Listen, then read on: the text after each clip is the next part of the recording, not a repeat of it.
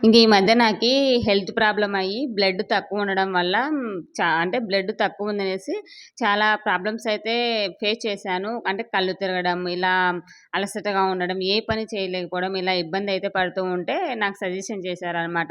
ఈ ఖర్జూరాలు తింటే బ్లడ్ వస్తుంది కదా! మనకి ఆటోమేటిక్‌గా తెలిసిన విషయమే. ఇంకా ఖర్జూరాలు ఒట్టిగా తింటుంటే చాలా స్వీట్‌గా ఉన్నాయి. తినలేకపోతున్నాననమాట. పళ్ళంటే జువ్వు అనిపిస్తున్నాయి. సో, అందుకనేసి ఇంక ఎలాగో ఇలా షేక్‌లా గానీ, ఇలాంటి వాటిల్లో మిక్స్ చేసుకొని తింటే చాలా మంచిది గదా మనకనేసి, ఆ రోజు బనానాస్ గూడా బాగా మాగిపోయి ఉన్నాయి ఇంట్లో. ఎవరు తినలేదు పిల్లలు గూడా జలుబు చేసిందనేసి. ఈ విధంగా అయితే మిల్క్ షేక్ లాగా చేసి ఇచ్చాను. ఇంకా నేను నానబెట్టుకున్న ఖర్జూరాలు, బాదము, పిస్తా ఇవన్నీ ఉన్నాయి గదా! ఇవన్నీ యాడ్ చేసి, బనానా యాడ్ చేసి, చల్లటి ఫ్రిడ్జ్‌లో పెట్టిన పాలు వేసి, స్వీట్‌నెస్ కోసం ఖర్జూరాలయితే యాడ్ చేసి, మంచిగా మిల్క్ షేక్ అయితే రెడీ చేశాను. చాలా టేస్టీగా ఉండింది. ఇంక పైన డ్రై ఫ్రూట్స్‌తో గార్నిష్ చేశాను.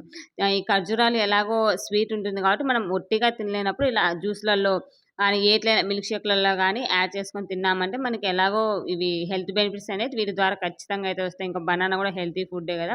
చాలా అంటే చాలా టేస్టీగా ఉంది. చిక్కగా, తిక్కుగా ఉండింది.